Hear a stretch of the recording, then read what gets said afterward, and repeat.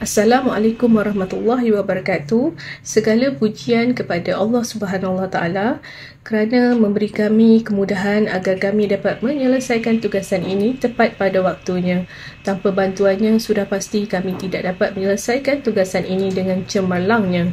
Kami juga ingin mengucapkan ribuan terima kasih kepada semua pihak, terutama kepada pensyarah CTU 554 iaitu Ustazah Nur Azmila binti Yusof atas segala petunjuk dan rujukan kepada kami dalam menyiapkan tugasan ini. Terima kasih Ustazah. Kumpulan kami terdiri daripada 4 orang, iaitu yang pertama adalah saya, Maisarah binti Abdul Nasir, yang kedua adalah Nur Hanis binti Hasan, yang ketiga ialah Nurul Syahira binti Ramli, dan yang keempat ialah Nik Nur Azlika binti Zulkifli. Kumpulan kami akan membincangkan dan menjelaskan berkenaan tajuk peranan etika dan peradaban dalam menangani jenayah cyber di Malaysia. Pengetahuan tentang hubungan antara jenayah penipuan internet dengan pengurusan produktiviti pekerjaan. Seperti yang kita ketahui, negara kita adalah negara yang sedang membangun terutama dalam penggunaan teknologi. Oleh itu, pelbagai usaha dan cabaran yang dihadapi oleh negara kita bagi mengelakkan kesan buruk dalam menimpa masyarakat, terutamanya kepada negara. Sebagai contoh, berdasarkan statistik yang dikeluarkan oleh Bahagian Siasatan Jenayah Cyber dan Multimedia PDRM, kes mengenai penipuan cinta cyber atau lebih dikenali sebagai African Scam berada dalam keadaan membimbangkan. Justru, hal sebegini perlu dibendung di peringkat awal supaya ia tidak memberi kesan yang besar kepada negara. Dalam konteks ini, elemen penerapan keselamatan cyber dalam kalangan pengguna internet adalah amat penting. Secara umumnya, keselamatan cyber dalam kalangan pengguna internet adalah amat penting. Ianya merujuk kepada bagaimana pengguna internet menggunakan medium internet secara positif dan selamat serta melindungi diri mereka daripada ancaman cyber. Walau bagaimanapun, keberkesanan keselamatan cyber pengguna internet bergantung kepada faktor persekitaran sosial. Ibu bapa adalah ejen utama dalam memberi kesedaran mengenai keselamatan cyber kepada anak-anak. Hal ini kerana membutuhkan tingkah laku seorang kanak-kanak bermula di peringkat rumah. Ibu bapa mempunyai tanggungjawab yang amat besar dalam mendidik anak-anak supaya mereka menjadi insan yang berguna dan berjaya di dalam kehidupan. Dari sudut lain pula, bagi anak-anak, ibu bapa sentiasa menjadi idola kepada mereka. Tambahan pula, segala perbuatan ibu bapa menjadi ikutan kepada seseorang anak-anak. Hal ini sama juga dalam konteks keselamatan cyber. Ibu bapa seharusnya mengajak anak-anak mereka baik dan buruk mengenai dunia alam maya. Persoalannya, adakah ibu bapa melaksanakan tanggungjawab mereka ke atas anak-anak? Sejauh mana ibu bapa dapat memantau aktiviti talian anak-anak mereka? Dalam era globalisasi dengan kemajuan sains dan teknologi telah mendatangkan kemudahan dan kesenangan dalam melakukan urusan seharian maupun urusan kerja. Namun begitu, keburukan dan bahaya juga tidak dapat dielakkan. Ini berlaku apabila ada pihak yang tidak bertanggungjawab telah menyalahgunakan kemajuan sains dan teknologi demi memenuhi kepentingan diri dan keuntungan. Kemudahan cyber merupakan antara kemajuan sains dan teknologi yang terdedah kepada penyalahgunaan pihak yang tidak bertanggungjawab. Penyalahgunaan ini yang mewujudkan satu bentuk jenayah iaitu jenayah cyber. Jenayah cyber telah menjadi penyumbang tertinggi dalam kes-kes jenayah di negara-negara maju seperti negara-negara Eropah, Amerika dan Jepun. Jenayah cyber tidak seperti jenayah-jenayah lain yang mempunyai bukti-bukti fizikal bagi memudahkan kita mencari penyerayah. Biasanya jenayah cyber melibatkan jenayah komersial seperti rompakan atau pemindahan wang yang banyak kepada akaun penjenayah. Merupakan suatu bentuk perlakuan jenayah yang menggunakan sebarang jenis peranti elektronik menggunakan sambungan perkhidmatan internet yang membolehkan sesebuah perlakuan jenayah dilakukan sama ada ia melibatkan seseorang individu atau sekumpulan orang serta mampu menjangkaui batas dari sesebuah negara ke negara yang lain dalam tempoh masa yang singkat dan tidak terhad batasan. Jenayah cyber menyebabkan berlakunya kepada kehilangan atau perosakan kepada peralatan, data dan maklumat yang melibatkan sesebuah perisian maupun pemprosesan komputer sama ada serangan virus, pencerobohan serta kecurian maklumat serta sesebuah komputer atau peranti elektronik yang dijadikan sasaran. Jenayah cyber merupakan suatu bentuk jenayah moden yang wujud dalam zaman ini di mana ia tidak lagi seperti jenayah zaman dahulu yang hanya terhad kepada persekitaran fizikal sahaja. Namun kini ia telah menjangkau kepada perlakuan jenayah melalui alam cyber dengan menggunakan teknologi komputer. Kesimpulannya, kerajaan perlu memperkukuhkan lagi sektor perkhidmatan dengan menggalakkan peraturan dan perlindungan bagi melindungi e-dagang dan industri peruncitan untuk melindungi daripada penipuan internet. Peranan utama kerajaan dalam jangka sederhana dan jangka panjang adalah untuk menangani kepentingan literasi digital di antara generasi muda Malaysia. Sebagaimana e-dagang menyatukan kewujudannya dalam kesemua industri dalam sektor perkhidmatan dan bukan sahaja terhad kepada industri runcit, lebih banyak usaha diperlukan untuk meraih manfaat, keuntungan produktiviti dan kekayaan. Ia adalah haluan produktiviti yang harus dilaksanakan bersungguh-sungguh oleh semua agar sektor perkhidmatan kekal sebagai penyumbang utama untuk meningkatkan produktiviti ekonomi. Usaha ini sejajar dengan fokus kepada pembangunan ekonomi dalam menaikkan rantaian nilai global serta perkhidmatan. Itu saja pengenalan daripada saya. Terima kasih. Assalamualaikum. Assalamualaikum warahmatullahi wabarakatuh. Saya Nurhanis Binti Hassan. Di sini saya ingin bagi pendapat saya tentang jenis penipuan dalam internet. Secara amnya, penipuan internet merupakan salah satu jenayah alam maya yang kebanyakan tidak dikenapasti oleh pengguna teknologi internet pada masa kini. Kemudahan teknologi dan komunikasi pada hari ini memudahkan pengguna untuk melakukan banyak urusan harian sehingga dengan hanya menggunakan hujung jari. Namun demikian, kemudahan ini telah mewujudkan banyak jenis penipuan alam maya yang dilakukan oleh pihak hanya yang mementingkan keuntungan mereka sendiri. Penipuan internet yang berlaku juga turut terdiri daripada pelbagai jenis yang berbeza-beza menggunakan cara taktik licik dan kreatif boleh membuatkan kita hampir 100% percaya kepada mereka. Kita mengetahui beberapa jenis penipuan yang paling popular yang pernah dialami oleh rakyat Malaysia atau setidak-tidaknya menerima mesej termasuk panggilan daripada skamer. Antara jenis-jenis penipuan ialah pertama, penipuan internet tawaran pembiayaan kewangan. Pinjaman peribadi memang menjadi satu fasiliti kewangan yang sangat popular dalam kalangan rakyat Malaysia. Sehingga pada hari ini, ramai rakyat Malaysia mempunyai pinjaman peribadi yang digunakan untuk tujuan yang tertentu. Dan semestinya pinjaman yang dilakukan memberikan banyak manfaat kepada pihak meminjam digunakan untuk kebaikan. Contohnya adalah seperti membaiki rumah, membantu ibu bapa, pengurusan hutang, menyambung pelajaran dan juga untuk membuat modal sebagai modal perniagaan. Namun perlu diingat bahawa bukan semua pinjaman peribadi tidak berasal dari bank. Bank negara ataupun BNM juga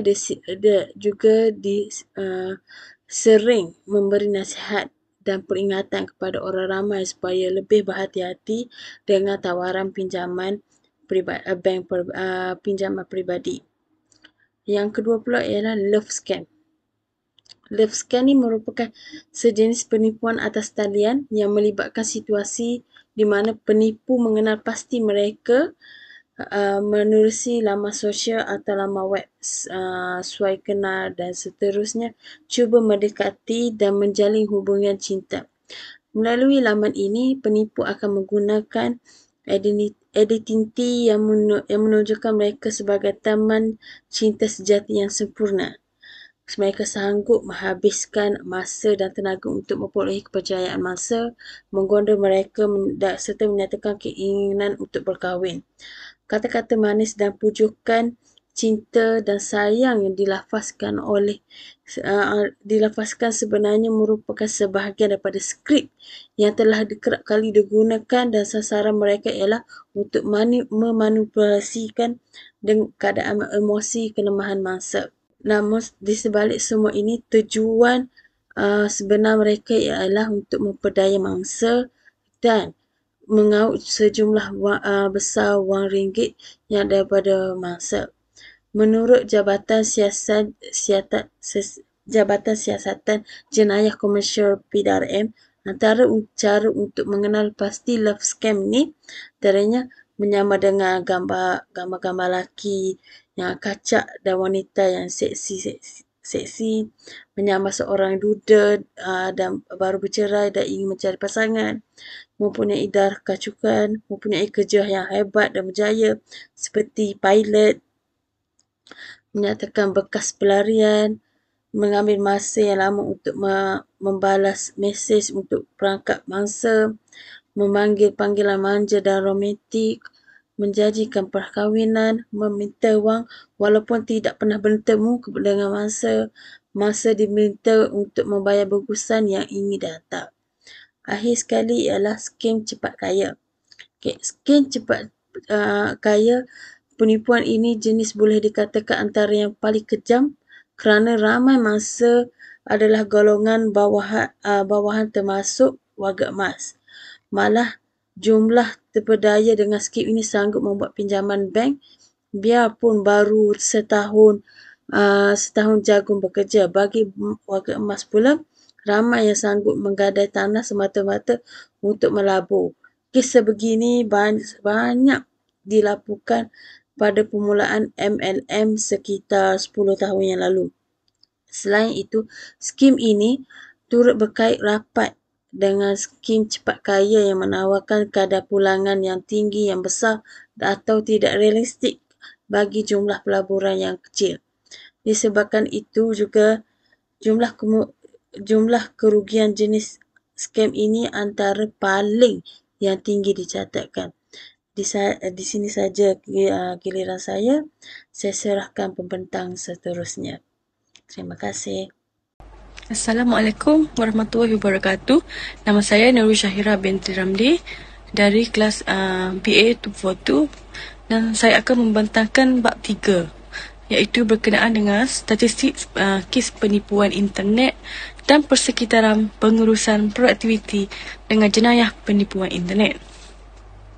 Okey, saban hari kes penipuan internet dalam kalangan masyarakat di Malaysia dan luar negara semakin meningkat. Hal ini berikutan banyak media melaporkan tentang peningkatan kes penipuan internet yang berlaku yang secara langsung memberikan kesedaran kepada masyarakat tentang keburukan gejala tersebut. Antara faktor yang berlakunya penipuan internet, skim penipuan internet bukanlah sesuatu yang baru di era revolusi industri 4.0 ini, terutama Malaysia. Ramai yang sudah menjadi mangsa kepada skim penipuan ini. Malahan ada juga mangsa yang telah tertipu berkali-kali dengan melibatkan jumlah wang ratusan belas ribu. Jika dilihat, dalang di sebalik penipuan ini adalah orang yang sama, tetapi syarikat yang berbeza. Berikut adalah beberapa faktor kenapa masih lagi berlaku penipuan internet di Malaysia dan terus berkembang. Okey, kita pergi kepada faktor pertama. Faktor pertama ialah pemilihan masa yang tepat. Individu yang terlibat dalam menjadi dalang di sebalik kes penipuan ini semakin bijak dalam mencari mangsa mereka. Mereka sudah pandai mencari target yang lebih mudah untuk tertipu. Zaman sekarang, untuk menipu individu yang lebih mahir dalam penggunaan internet adalah sangat sukar dan mudah kedapatan. Kerana pengetahuan mereka, terutama dan pakar dalam penggunaan teknologi, contohnya mereka mempunyai akses untuk dapatkan maklumat berkenaan sesuatu, akses dan info syarikat. Seterusnya, bagi golongan yang tidak mahir dalam penggunaan internet, mereka adalah golongan yang lebih mudah tertipu, terutama jika periklanan skim tersebut keluar di televisyen. Faktor kedua ialah kerana kurang kesedaran hal semasa. Walaupun seseorang yang mahir dan sering menggunakan internet setiap hari, tidak bermaksud seseorang itu tidak akan mudah tertipu. Kebanyakan masa juga tertipu hasil dari periklanan media sosial seperti Facebook dan lain-lain faktor. Individu yang tidak peka dengan keadaan semasa lebih mudah tertipu, dan kebanyakan masyarakat pada masa kini lebih mudah tertarik dengan iklan yang membuat mata mereka bersinar dan mempunyai daya tarikan yang mengganggukan tanpa mereka menyelidik latar belakang syarikat tersebut. Di samping itu, masyarakat pada hari ini kurang mengambil tahu atau peduli akan penipuan internet, dan ini menyebabkan mereka kurang akan kesedaran hal semasa berkaitan penipuan ini dan mudah terjebak dengan janji manis oleh pihak individu atau syarikat yang mengambil peluang atas kelemahan mereka. Oleh itu, masyarakat seharusnya sedar akan kes ini dan belajar daripada kesilapan agar tidak berulang lagi. Seterusnya, mereka juga perlu mengetahui hal semasa dan mengikuti perkembangan semasa berkaitan kes penipuan internet ini agar dapat mengelakkan diri daripada menjadi mangsa penipuan ini. Seterusnya, faktor ketiga ialah murah, jimat, untung. Siapa yang tidak mahu murah, jimat dan untung?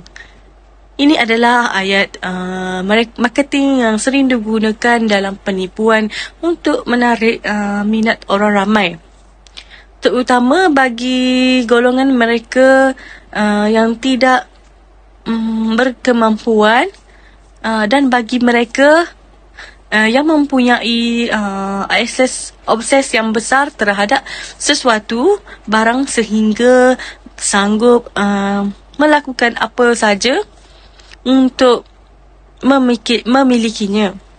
Di samping itu, terdapat segelintir individu yang terlalu percaya terhadap barang yang telah murah sehingga lupa kos sebenar barang tersebut. Kes yang sering berlaku adalah kerana keinginan untuk mendapatkan keuntungan dengan cepat dan mudah. Sebagai contoh, peniaga menawarkan sesuatu barangan yang berkualiti tinggi dengan harga mampu milik. Namun, di sebaliknya, barang yang ditawarkan tidak wujud sama sekali dan ianya adalah untuk menarik perhatian sahaja kepada masyarakat dan masyarakat terpedaya dan ingin membelinya. Faktor keempat adalah tiada tindakan tegas dan cepat oleh pihak berkuasa. Kebanyakan kes penipuan berlaku hari ini biasanya akan viral terlebih dahulu di media sosial sebelum tindakan dari pihak berwajib diambil. Oleh itu, ini akan merumitkan pihak berkuasa untuk mengambil sebarang tindakan undang-undang disebabkan lambat aduan yang dibuat. Jika aduan dibuat, tidak semestinya kes tersebut dapat diselesaikan. Disebabkan si peniaga akan menghapus segala maklumat dan data yang terdapat di media sosial dan ini akan menyebabkan si peniaga terlepas daripada tindakan. Jika dapat dilihat, individu yang pernah melakukan penipuan ini tidak serik dan akan melakukannya berulang dan melakukan perkara sama berulang kali. Di samping itu, mereka juga leka dengan pendapatan haram yang mereka perolehi. Kerana pendapatan hasil daripada penipuan ini yang mereka lakukan melibatkan sejumlah wang yang banyak dan mereka merasa senang untuk melakukan pekerjaan ini tanpa memikirkan kesan dan akibat kelak. Dan faktor yang kelima adalah permintaan. Permintaan untuk ditipu. Ya, ini yang berlaku di Malaysia. Terdapat mangsa yang pernah tertipu dengan skim cepat kaya ataupun menawarkan pakej percutian yang murah. Namun mereka masih lagi tidak mahu mengambil pengajaran yang lalu dan mahu melihat dan mahu terlibat sekali lagi dengan penipuan ini. Permintaan dari golongan seperti ini hanya membuatkan skim cepat kaya dan penipuan semakin berkembang dan akan melibatkan lagi ramai mangsa akan datang. Kebanyakannya masyarakat masa kini gemar untuk mencuba benda yang mereka tahu akan kesan dan akibat buruk pada hujungnya. Namun, tetap melakukan hal ini. Hal ini adalah amat merugikan diri sendiri dan bahkan akan membuat si peniaga ini semakin kaya dan berani untuk menipu dan terus menipu kerana permintaan yang tinggi terhadap beliau. Dan faktor yang keenam ialah orang kenamaan dan artis. Salah satu sebab orang ramai yakin kebanyakan skim cepat kaya atau skim yang ditawarkan adalah betul kerana terlibatnya orang kenamaan seperti menteri dan juga pelibatan artis yang mempunyai ramai peminat dan pengaruh yang besar. Okey, apabila kes penipuan tersebut menjadi hangat, orang kenamaan dan artis serta-merta menafikan pelibatan mereka dalam skim penipuan tersebut. Seterusnya, faktor yang ketujuh, penipu semakin bijak. Penipu pada hari ini bukan sahaja golongan biasa-biasa. Malah ada juga daripada golongan profesional dan yang terlibat. Sebagai contoh, mereka yang bergolongan profesional ini dan pelajaran tinggi mempunyai kemahiran dan skill dalam menggunakan teknologi yang semakin canggih pada masa kini. Perkara ini akan merumitkan lagi pihak berkuasa untuk mengesan mereka, apatah lagi membawa mereka ke muka pengadilan untuk diambil tindakan undang-undang. Penjenayah internet ini bukan sahaja berada di Malaysia, namun turut berada di seluruh dunia dengan menggunakan kepintaran mereka. Dengan mudah mereka menipu masa tanpa mereka berada di kawasan tersebut.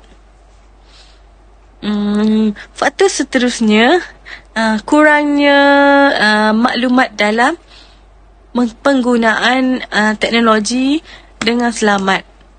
Dalam teknologi komunikasi dan maklumat ICT, masyarakat kurang didedahkan dalam melindungi hak mereka sebagai pengguna. Kebanyakannya menggunakan teknologi atas dasarkan trend atau tidak mahu dilabelkan ketinggalan zaman. Oleh demikian, pengguna sering alpa dalam mengikuti arus globalisasi. Misalnya, apabila kemunculan laman sosial bertambah, bak cendawan tumbuh selepas hujan. Ini menyebabkan ramai berlumba-lumba menyertai laman sosial tanpa mengetahui risiko dan kesan sekiranya tidak prihatin dalam penggunaannya. Facebook, Twitter, MySpace, Skype dan Yahoo Messenger antara laman sosial yang mendapat sambutan hangat daripada pengguna sekarang. Faktor ke-9 adalah kemunculan internet sebagai alat komunikasi terkini yang menjanjikan wadah penyebaran maklumat yang cepat dan mudah diakses. Oleh kerana perjalanan maklumat di dunia cyber tidak diselia atau dikawal oleh mana-mana organisasi mahupun individu, berjuta-juta laman web telah dihidupkan. Menurut Cyber Security Malaysia, peningkatan kadar jenayah cyber merupakan fenomena biasa berikutan perkembangan mendadak pengguna internet setiap tahun. Pelbagai maklumat tidak kira sama ada benar atau salah, ada ideologi, propaganda dan tidak kurang juga pornografi disebarkan melalui internet. Hanya satu klik sahaja, pengguna bebas dalam melakukan dan menyampaikan dan menerima maklumat tanpa usul periksa dan ditapis kebenarannya. Hal ini akan memberi kemudahan kepada jenayah cyber. Seterusnya, faktor peningkatan jenayah cyber bertambah apabila penggunaan perbankan online secara meluas diperkenalkan kepada pengguna. Aplikasi pembayaran melalui atas talian atau online telah mendapat tempat dalam kalangan pihak perbankan, pentadbir dan laman sesawang untuk membeli belah atas talian atau online shopping. Mudah menjimatkan masa dan tenaga juga, fleksibel, menyebabkan ramai pengguna beralih arah menggunakan aplikasi ini. Tiada lagi ramai beratur membayar bil di bank mahupun di pejabat pos. malahan membeli belah atas talian juga menjadi ikutan pengguna, terutamanya golongan remaja. Antara laman web yang menawarkan aplikasi ini ialah Amazon.com yang memasarkan buku-buku, periklanan, produk-produk terbaru dan tawaran promosi melalui tempahan dan pembayaran yang kesemuanya diurus secara online. Begitu juga seperti syarikat-syarikat penerbangan di Malaysia seperti AirAsia, Fireflies dan Malaysia Airlines yang menjalankan urus niaga seperti tempahan tiket dan pembayaran online. Yang seterusnya, faktor ke-11 adalah kepentingan ekonomi. Perkara ini merupakan salah satu faktor yang menyebabkan jenayah ini sukar dibendung. Pada era globalisasi sekarang, sesebuah negara akan ketinggalan jika masih menggunakan kaedah tradisional sahaja dalam urusan ekonomi. Oleh itu, e-commerce dan K-ekonomi menjadi begitu penting bagi negara-negara yang sedang membangun kepakaran dalam bidang teknologi maklumat. Dua kaedah ini amat terhad. Next, kita pergi kepada kesan penipuan internet terhadap pengurusan produktiviti. Sebanyak 8,313 kes penipuan cyber membabitkan wang berjumlah kira-kira 300 juta ringgit direkodkan Jabatan Siasatan Jenayah Komersial JSJK Polis Diraja Malaysia PDRM sepanjang tempoh Januari hingga Oktober lalu. Jenayah cyber ini termasuk penipuan dalam talian, penipuan kad kredit, kecurian identiti dan pencerobohan data adalah ancaman serius terhadap rakyat kerana penipuan ini mengakibatkan kehilangan ratusan ribu ringgit hasil titik peluh masa. Kesan pertama yang dapat kita lihat ialah kerugian keuangan. Di dalam penipuan internet, kebanyakan masa akan kehilangan wang dalam ratusan ribu, terutama jika melibatkan pembelian atas talian dan pakej percutian. Sebagai contoh, sesetengah masa mengalami kerugian besar wang ringgit muflis, kehilangan duit simpanan ataupun berhutang dengan ahli ataupun bank. Hal ini disebabkan masa mempercayai syarikat tersebut tanpa menyoal latar belakang syarikat tersebut sebelum memulakan urus niaga. Okey, akibat daripada kerugian keuangan yang banyak, hal ini boleh menyebabkan kehidupan mangsa tidak tenang dan akan mempengaruhi kehidupan mereka seharian. Seterusnya, kesan kedua adalah kesan emosi dan psikologi. Kebanyakan mangsa penipuan internet kaum wanita dan remaja. Hal ini menyebabkan mangsa mengalami gangguan tekanan perasaan. Contohnya seperti trauma, kemurungan iaitu membunuh diri dan lain-lain. Hal ini disebabkan beban yang terpaksa mereka tanggung, terutama hutang yang semakin tinggi dan harus melunaskannya. Paling parah lagi, mereka berhutang dengan ahli. Hal ini sedemikian akan membuatkan mereka terancam dan turut serta adalah keluarga mereka yang tidak bersalah. Oleh itu, penipuan internet ini akan memberikan kesan yang buruk, iaitu memberi tekanan emosi dan psikologi yang tinggi, terutama bagi mereka yang tidak dapat mengawal diri mereka sehingga melakukan perbuatan di luar jangkaan. Kesan ketiga adalah kecurian. Kecurian identiti. Rata-rata penipuan internet pada masa kini akan memulakan dengan meminta data mangsa sebagai pelengkap barang. Kebanyakan cara ini dilakukan apabila membeli barangan secara online atas talian. Sebagai contoh, masa akan diminta untuk mengisi penuh nama, kad pengenalan, alamat rumah dan nombor untuk dihubungi.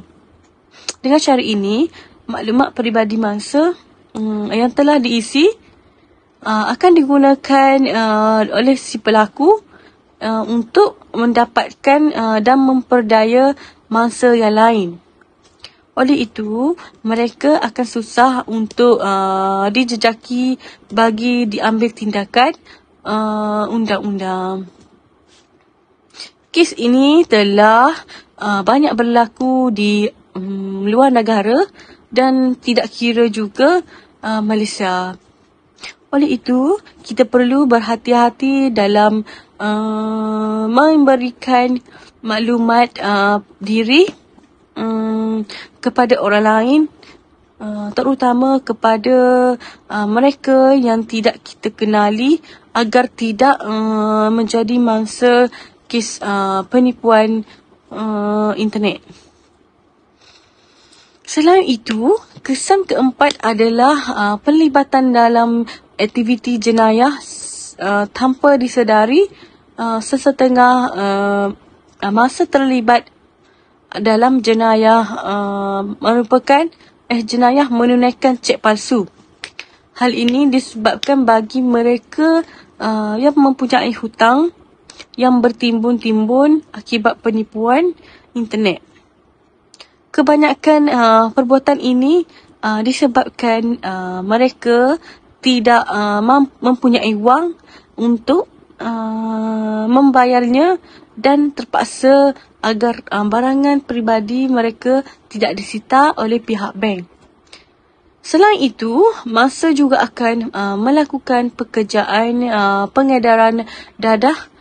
Pekerjaan ini majoriti akan dilakukan oleh remaja kerana pendapatan yang lumayan untuk menampung dan membayar balik hutang akibat penipuan internet. Oleh itu, kesan penipuan internet ini akan menyebabkan mangsa melakukan pekerjaan jenayah akibat terdesak hidup kerana kehilangan jumlah wang yang banyak. Kesan kelima, merugikan banyak pihak, terutamanya mereka yang hanya merupakan pengguna komputer. Mereka mengalami kerugian sehingga mencecah angka jutaan ringgit akibat penjenayah yang menggunakan teknologi maklumat koridor ICT untuk melakukan penipuan atau sebagai medium perjudian maya yang melampaui batasan wilayah. Gejala ini semakin menular dan melibatkan ramai orang, termasuk golongan yang berpendidikan tinggi. Sebagai contoh, penjenayah yang berselindung di bawah tiket perdagangan wang asing atau dagangan tukaran wang dan jualan maya bergiat aktif melakukan penipuan terhadap penggunaan komputer.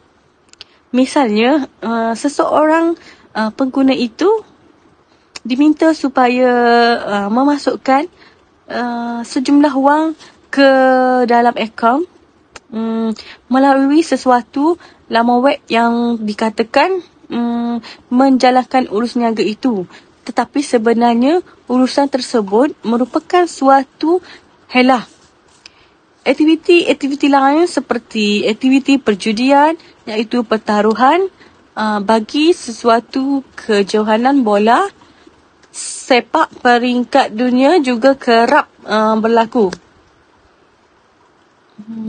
Selain itu, kesan lainnya seperti berlakunya pembaziran masa.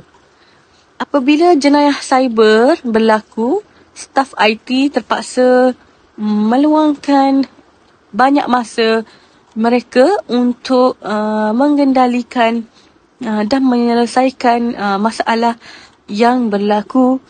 Di samping itu, kes penipuan internet ini bukan sahaja mengambil masa yang sekejap untuk menyelesaikannya, kerana memakan masa yang lama disebabkan kepakaran penipu untuk menghilangkan jejak identiti bagi dia kesan. Oleh itu, ini telah merugikan masa staf IT kerana kebolehan dan kepakaran mereka boleh digunakan untuk langkah produktif seperti perniagaan atau organisasi. Kesan ketujuh, mencemarkan reputasi. Jenayah cyber ini bukan sahaja melibatkan pihak individu, namun terdapat juga segelintir syarikat yang terlibat. Apabila penipuan internet ini berlaku, ianya akan menyebabkan pencurian ataupun penggunaan tidak sah bagi rekod penggunaan nama baik syarikat, boleh mendapat kesan yang teruk dan tercemar. Terutama ianya akan mengganggu saham syarikat sehingga menjunam ke paras risiko.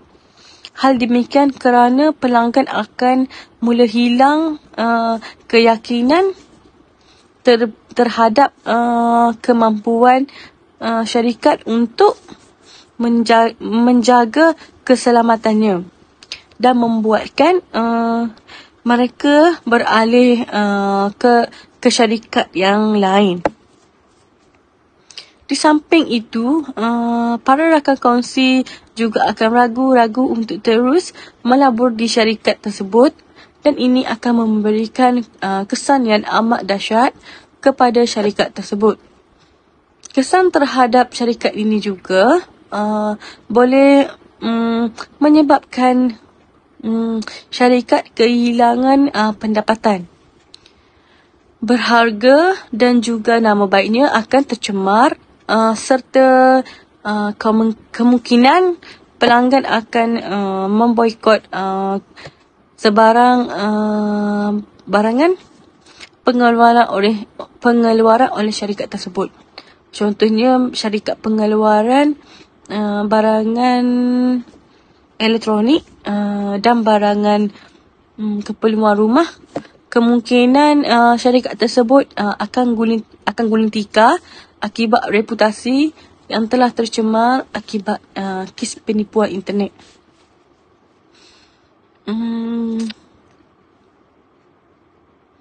Itu saja. Peranan pihak berkuasa dalam menangani penipuan internet. Kewujudan undang-undang cyber yang sedia ada masih belum mampu untuk menampung atau membantras jenayah cyber yang semakin bijak berleluasa. Berdasarkan maklumat Pusat Keselamatan ICT dan Tindak Balas Kecemasan Kebangsaan (MICER) bagi tempoh tahun 1998 hingga 2007, ancaman dan serangan cyber itu menunjukkan tren meningkat, iaitu daripada kira-kira 340 aduan kepada hampir 40,000 aduan oleh pengguna internet, dan jenis ancaman boleh berbentuk pencerobohan, serangan, penyahan, perkhidmatan penggodam, serangan berbahaya dan spam. Serangan cyber yang paling kerap menerusi spam adalah spam.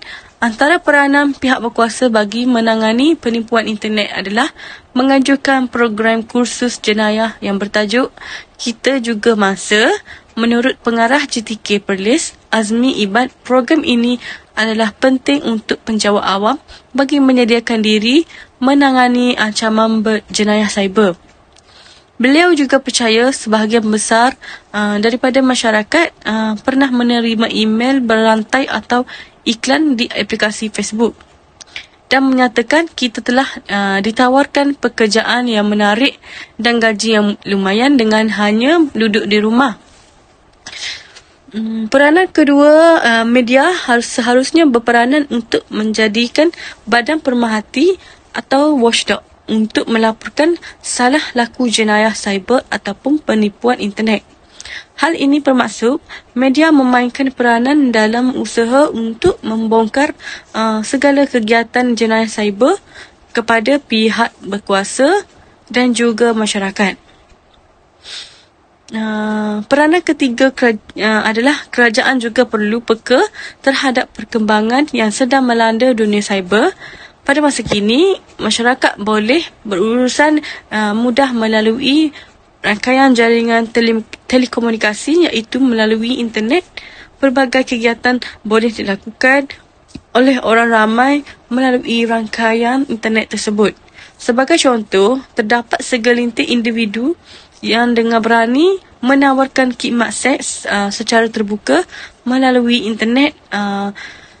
Dan peranan seterusnya, kerajaan menubuhkan jawatan kuasa khas jenayah cyber bagi membolehkan tindakan penguatkuasaan diambil dan dijalankan dengan lebih teratur, terutama membabitkan siasatan pendakwaan.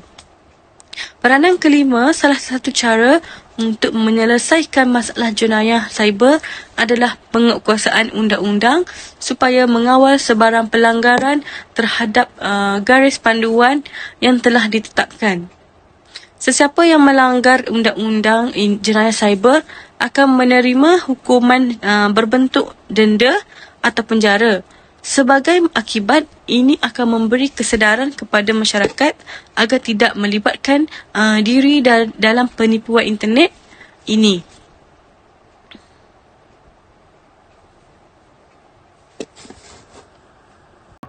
Langkah mengelak penipuan internet bukan sahaja berlaku kepada remaja.